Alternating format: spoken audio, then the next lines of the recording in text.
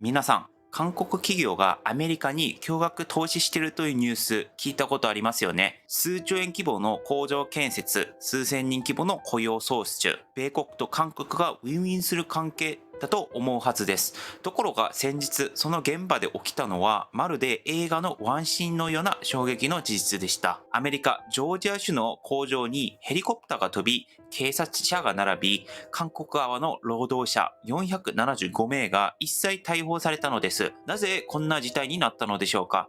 この動画を最後まで見れば、ニュースではわからないアメリカの本音と観光企業の苦悩が立体的に見えてきます。まず何が起きたかを解説した後に、これが起きた理由3つを説明していきます。何が起きたか。舞台はアメリカの南部のジョージア州でした。ヒョンダイ自動車と LG が約6500億円をかけて超巨大なバッテリー工場を建設していました。年間30万台の電気自動車に電池を供給できる希望です。知事は史上最大の経済プロジェクトだと胸を張り、完成すれば8500人の雇用を生む、誰もが夢の工場だと信じていたのです。ところが9月4日、朝の静かな建設現場が突如として旋場に変わりました。頭の上にはヘリコプターがゴーッと音を立てて旋回していて、地上には装甲車がずらり、黒いベストに FBI と書かれた要員が数百人単位で突入してきました。まるでハリウッド映画みたいなシーンですよね。工場の韓国人作業員たちは次々と呼び止められ、パスポートを確認され、顔写真を捉え、違反が疑われるものは結束バンドで両手を縛られて連行されました。大型バスが何度も往復し、韓国人社員だけで約300人、全体で450人が一斉に逮捕されました。現場にいた人は軍事作戦のようだったと震えながら語っています。完成まであと数ヶ月経った工場建設は全面ストップ。新聞、テレビ、ネットが一速報を流し、韓国とアメリカ全土に衝撃が走りました。逮捕された理由3つを話します。まず1つ目はですね、アメリカ側の事情です。シンプルに言えば、ビザが正しくなかったというところです。アメリカには就労ビザ、駐在ビザ、短期商用ビザなど、種類も条件も細かく分類されています。ところが、今回工場に派遣されていた韓国人作業員の多くは、本来は工場現場で働けないはずのビザ、あるいは期限切れになったビザで滞在されていたとのことです。代表的な摘発日が B1 の商用ビザです。これは本来会議に出席したり、契約書にサインしたりするためのものです。韓国企業はこれを現地人材教育や養成活動ができると認知していました。ただし、これはグレーな滞在方法だと考えられていたのです。不法就労じゃないかという判断になります。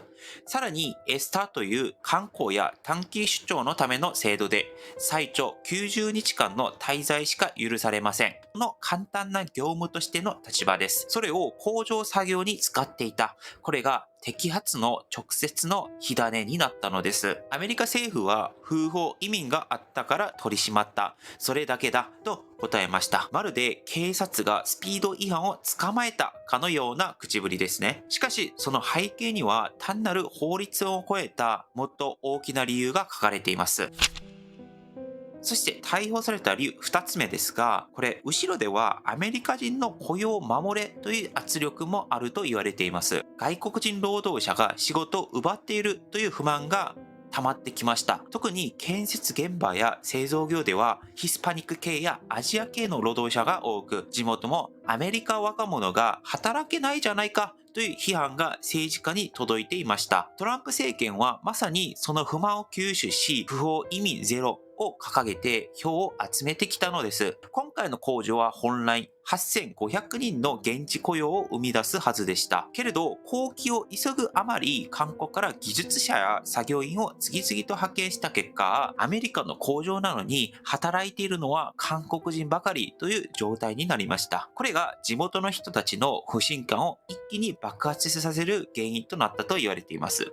実際、摘発前後として、なぜアメリカ人に仕事を回さないといった声が SNS とかテレビで上がっていました。アメリカにとっても見て見ぬふりはできないですね。アメリカ政府は法の名を借りて国民の怒りをガス抜きにした。それがこの摘発の第二の理由です。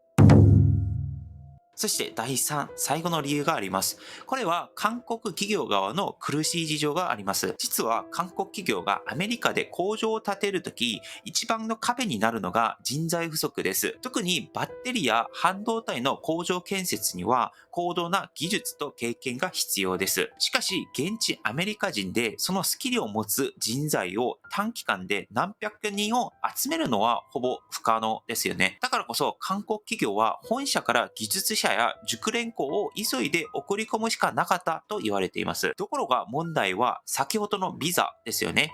H1B という専門職ビザは毎年8万人ぐらいしか発給されず、しかも抽選制です。韓国人を派遣したいのに、運によって派遣できる人もいれば、運によって派遣できない出てきてしまうということですね。駐在員ビザや投資家ビザにも時間がかかるし、条件も厳しい。つまり、どうやっても必要人数に間に合わないと彼らは言います。そこで企業が頼ったのが、本来は観光や短期出張用のエスターや B1 ビザ。エスターは90日以内の滞在なら即日発行されるため、現場に特に人を送れる手段だったのですね。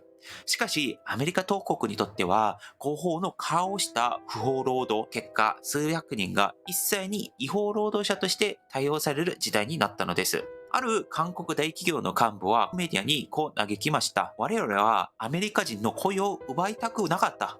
むしろ早く工場を完成させて現地で数千人を雇うために急いでいたのだ。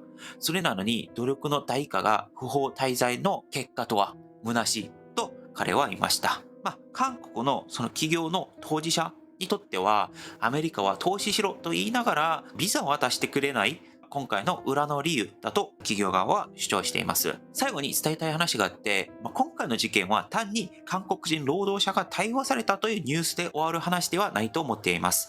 もっと大きな構図、アメリカが自国優先主義をむき出しにして、世界の仲間から支配者になろうとしている姿を映し出した出来事だと考えています。関税とか補助金とか、そして移民の取り締まりとか、韓国は今回それをもろに受けました。しかし、これは決して韓国だけの問題ではないかもしれません。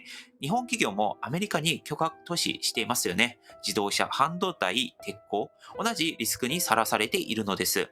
これはビザの話ではなくても、今までグレーだったものが一気に問題視する可能性があります。そう考えると、この出来事はむしろアメリカ以外の国に突きつけられた警告かもしれません。日本とアメリカの関係はどうあるべきなのか、動画を見てくださった皆さん、ぜひご意見を教えてください。こういう大事な話をもっと深くわかりやすく届けていきますので、ぜひチャンネル登録して一緒に考えていきましょう。本日の話は以上です。パクでした。アンニョン。